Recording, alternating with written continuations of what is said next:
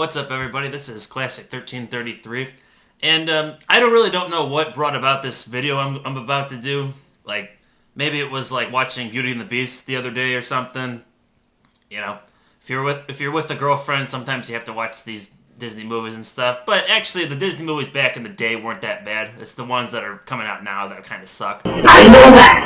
So I don't know what brought this video about, but I'm gonna go over like out of like these six movies: Cinderella, Beauty and the Beast, Little Mermaid, Sleeping Beauty, Aladdin, and Snow White.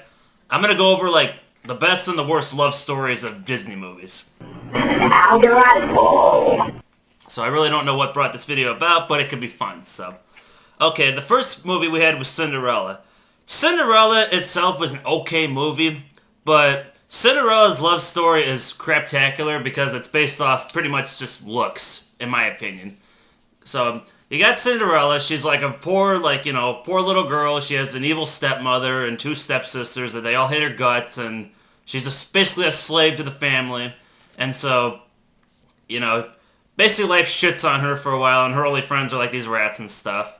And then later, like, there's a ball going on at the castle or something, and, there's like a king's holding a ball and stuff, and not like a basketball or anything. They don't have no memory. I'm coming! Nobody can stop me. Nobody can hold me. And basically, like, it's basically so they can find the right woman for the prince, versus the prince actually going out and dating people because they didn't do that back then, I guess. I don't know.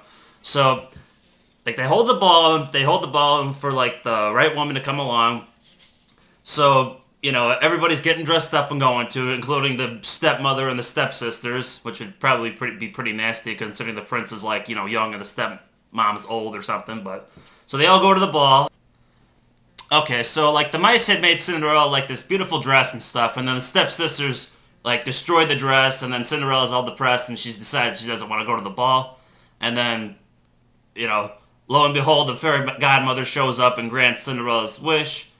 Makes her all pretty and stuff, and then Cinderella goes to the ball. And then here's where the weird love story comes in. So, Cinderella and the prince, they lock eyes, and, they really don't talk. You don't really see them talking to each other much. They just kind of dance a little bit, and they start singing some "This Is Love" song, and they're in love, and it doesn't make any sense, And there's a whole love at first sight, but yeah, it's based off looks and no, like, personality, So anyway, like, midnight comes, Cinderella has to hurry home because the spell wears off, and, she can't let the prince see that she's, this slave in the house or something.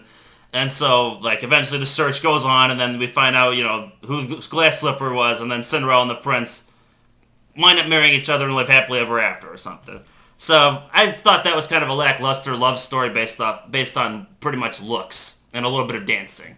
So, yeah, marriage shouldn't be based off that. So next movie we have is Beauty and the Beast. Now this love story for this movie was good. Like Beauty and the Beast, basically it was like, like Belle's dad was looking for some fair or something, and then he gets lost and then winds up at the castle, and then Beast takes him prisoner, and then Belle goes to kind of try to rescue him, and then he says, if I get rid of him, you have to stay here forever. So she agrees to it, and then basically, like, throughout the movie, like, she's actually, like, living there, and they, like, they don't get along at first, and then they kind of start to get along, and then they actually, like, fall in love. So, this was actually, like, one of the better love stories. So, my only complaint with Beauty and the Beast, like, in the movie itself is I'm confused, like, when, eventually, like, Gaston finds out, like, that there's a beast or something, like, everybody, like, knows where the beast is, they know who he is or something, they know where the castle is. That's my only complaint about that movie. That doesn't make sense. So, Beauty and the Beast was alright. Next movie we have is Little Mermaid. Now, Little Mermaid's love story was okay, but the problem with it really was, like, she's 16 years old, and the prince, or what's his name, Eric, he's probably, like, 20-something, I think, so I don't know, like, if it would be legal, technically, for them to get married, but, yeah, really, like, the love story itself was okay, though, because if you remember, like, the witch allowed Ariel to, like, be a human for a few days, and then, try to find the true love or something, and then if she does, and then she's, like, slave of hers, like, the rest of her life or something.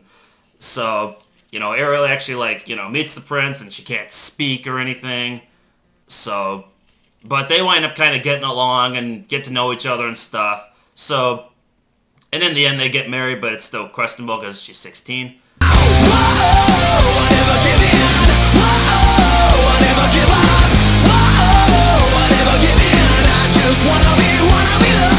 So, but other than that, that love story itself was decent. Next movie we have is Sleeping Beauty. This love story was okay, I guess, but I don't know. It was kind of like psychological stuff with it, because you look at Sleeping Beauty and, like, they're basically like the witch had put, like, I forget the woman's name, but they put her, like, under a spell, and basically when she's 16 she's gonna die unless, like, she's gonna die basically. And then I think it's like unless, like, she gets a kiss from love or something like that again. I don't know. But basically 16 years go by, and this is what was messed up about this movie. So, like, the town that she's living at, the 16 years go by, and nobody ages in that town. So basically the town is, like, gonna be filled with overcrowded overpopulation because nobody's dying. So this town is either in Never Never Land or there's no time stream or something. So they better check out the overpopulation. But anyway, going back to the love story. So basically, like, this princess, like, has, like, a dream or something about what the prince looks like, and then later she, like, meets the prince, who I guess has the same dream or something, I guess. And I don't know, they talk for, like, a little while and stuff, and then she's, like, excited about him, and then later he's gonna come over, like, later that night or something to hang out with her, I guess, and then that's when the spell kicks in, and then she dies. So the prince has to go save her, and eventually does save her after triumphing over evil, which good always does. And they get married and stuff, so yeah, the love story for this was okay. I still kind of question, seeing someone in your dreams. It's kind of like a psych thing, but since I'm taking psych nursing, I'll figure it out. Next movie we have was Aladdin. Aladdin's love story was pretty good for the most part. Like, maybe not some. You might not notice it so much like in the first movie, but, like, there was actually, like, two more Aladdin movies with the same characters, obviously. Jasmine and Aladdin, and they kind of had, like, their issues and stuff, but there's actually, like, a lot of, like, personal, like, interactions with each other and stuff. A lot of talking and stuff. So it's not just looks. So for the most part, I think the love story in that movie was okay. And then we come to Snow White, and I haven't seen Snow White, but I think Snow White is, like, probably the worst love story from what I heard, because, like, my girlfriend told me about this one. So basically, like, with Snow White, like, Snow White lives in some castle or something, and there's, like, an evil queen that, like, wants to get rid of her, because I guess, like, the prince, like, doesn't see her as, like, the most beautiful or something. He sees Snow White as that or something. So Queen gets rid of Snow White, and then later, like, I guess some years go by or something, and she finds out that she's still alive, so then she disguises herself as a witch gives her a poison apple.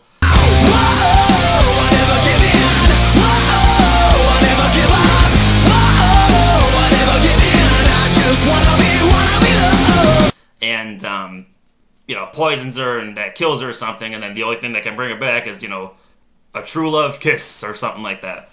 So, and then from what my girlfriend told me, I guess the prince kind of, like, just shows up out of nowhere, like, there's no, like, formal introduction of him or anything like that. No, he just shows up and kisses her and brings her back to life, and then I guess they get married and live happily ever after. That doesn't make sense. So, yeah, based off all the 6 movies I mentioned, Snow White is, like, the worst love story Disney movie of all time.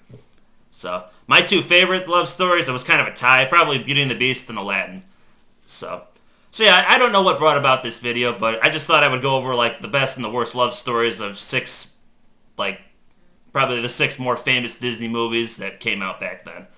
So, and I have some respect for Disney because, like, even though their movies nowadays haven't been good, Disney made Gargoyles, and that's one of my favorite cartoons of all time. So I give Disney some props. Once in a while, I don't mind watching these old movies, but I don't know. They need to step up on their movies nowadays, but that's just my opinion. So thanks for watching me. Peace out.